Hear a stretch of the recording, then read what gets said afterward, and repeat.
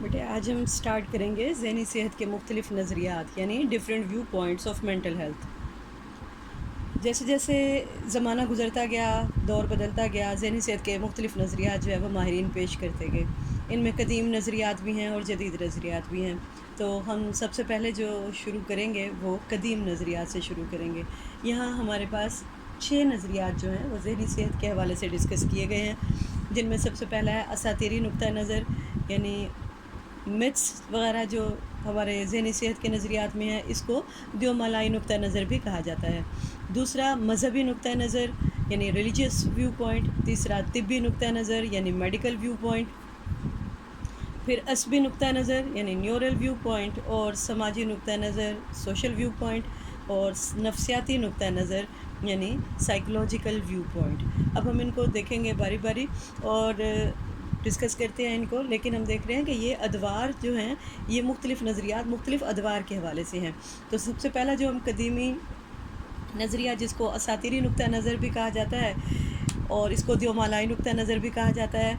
یہ باقاعدہ مذاہب آنے سے پہلے جو ہے دیوی دیوتاؤں کی اساطیری روایت نے انسانی فکر کو اور انسانی کردار کو شدید متاثر کیے ہوئے تھا۔ قدیم یونان، مصر، بابل، چین، ہندوستان کے لوگ دیوی دیوتاؤں اور شیطانی قوتوں پر ہی یقین رکھتے تھے، اور ان کا یہ عقیدہ تھا کہ شیطانی قوتیں یا بدروحیں انسان کے اندر داخل ہو جاتی ہیں، وہاں سے وہ اس کے جسم اور ذہن کو کنٹرول کر رہی ہوتی ہیں۔ اور ان لوگوں کا یہ بھی عقیدہ تھا کہ دیوی دیوتاؤں کی ناراضگی یا شیطانی قوتوں کے قبضے کی وجہ سے ایب نارمل بیہیویئر جنم لیتا ہے، اور اگر فرد پر نیک روحوں کا قبضہ ہو تو پھر وہ نارمل کردار ادا کرتا ہے۔ اس لیے وہ دیوی دیوتاؤں کو خوش کرنے کے لیے چڑھاوے بھی چڑھایا کرتے تھے اور کئی مذہبی رسومات بھی ادا کیا کرتے تھے۔ یہ آپ کو قدیم جو ہندوستان ہے، چین ہے، یہاں کے لوگوں کے جو روایات ہیں ان میں اس کے قصے اور یہ چیزیں ساری ملتی ہیں کہ کس طرح یہ لوگ اپنے دیوی دیوتاؤں سے مرادیں مانگتے تھے، ان کے لیے چڑھاوے چلاتے تھے،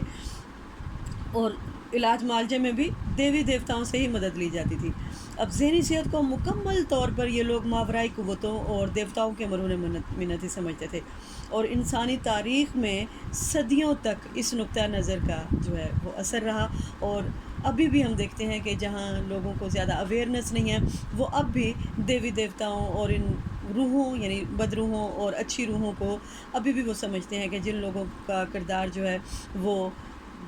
اچھا نہیں ہے، ٹھیک نہیں ہے، گفتگو مذہبی اور صوفیانہ نہیں ہے، تو ان لوگوں پر بدروحیں قبضہ کیے ہوئے ہوتی ہیں، اور جن لوگوں کی گفتگو مذہبی اور صوفیانہ ہے وہ نیک روحوں کے زیر اثر ہوتے ہیں۔ تو دوسرا جو نقطہ نظر ہے وہ ہے مذہبی نقطہ نظر۔ مذہبی نقطہ نظر یعنی ریلیجیس ویو پوائنٹ۔ مذہبی نقطہ نظر کے حامیوں کا خیال یہ ہے کہ خدا نے، اللہ تعالیٰ نے یعنی ہمیں انبیاء کے ذریعے جو تعلیمات ہمیں بھیجی ہیں یا ہمیں دی ہیں، ان کی پابندی کرنا انتہائی ضروری ہے، کیونکہ اللہ تعالیٰ کے احکامات پر عمل کر کے ہی ہمیں اللہ کا قرب حاصل ہوتا ہے، جو کہ ذہنی صحت ہے۔ اب جو لوگ اللہ تعالیٰ کے احکامات کی پابندی نہیں کرتے ہیں، یعنی نبی کی لائی ہوئی تعلیمات پر عمل نہیں کرتے ہیں، اور تو پھر وہ خدا سے دوری اختیار کر لیتے ہیں، اور اس دوری کی وجہ سے کئی ذہنی بیماریاں، پریشانیاں اور الجھنیں جو ہیں وہ ان پر حملہ آور ہو جاتی ہیں، جو کہ ذہنی امراض کا سبب بنتی ہیں۔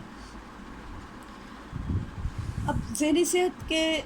جو نظریات ہیں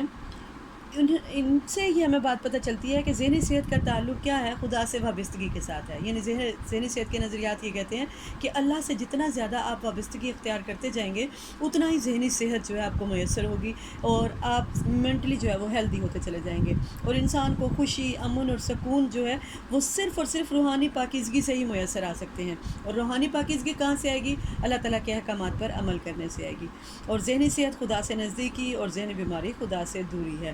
اور جو لوگ اللہ سے دوری اختیار کرتے ہیں وہ دنیا کی محبت میں گرفتار ہو جاتے ہیں، یعنی جب وہ دنیا کی محبت میں گرفتار ہو جاتے ہیں تو پھر اللہ سے دور ہو جاتے ہیں اور کبھی بھی خوش نہیں رہ سکتے، تو انہیں تشویش، افسردگی، دباؤ اور فوبیاز یعنی خوف لاحق ہو جاتے ہیں، اور خدا پر مکمل یقین ہی ذہنی بیماریوں سے نجات دلاتا ہے اور فرد کو ذہنی سکون مہیا کرتا ہے۔ اب ہم تھرڈ پوائنٹ آف ویو دیکھ رہے ہیں، میڈیکل پوائنٹ آف ویو یعنی طبی نقطہ نظر۔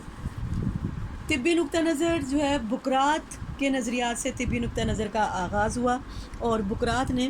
اپنے نظریات قدیم یونان میں بقراط کی تعلیمات جو تھیں اس کا بڑا اثر تھا، جس کے تحت اس نے ذہنی امراض کی جسمانی وجوہات کی نشاندہی کی۔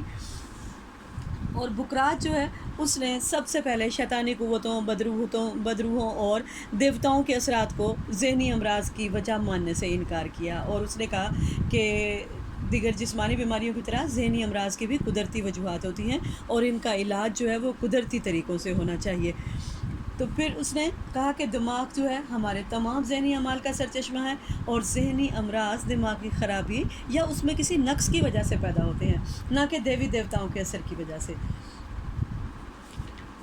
اس کو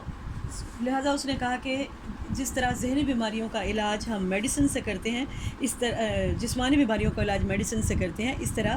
ذہنی بیماریوں کا علاج بھی ادویات کے ذریعے کیا جا سکتا ہے۔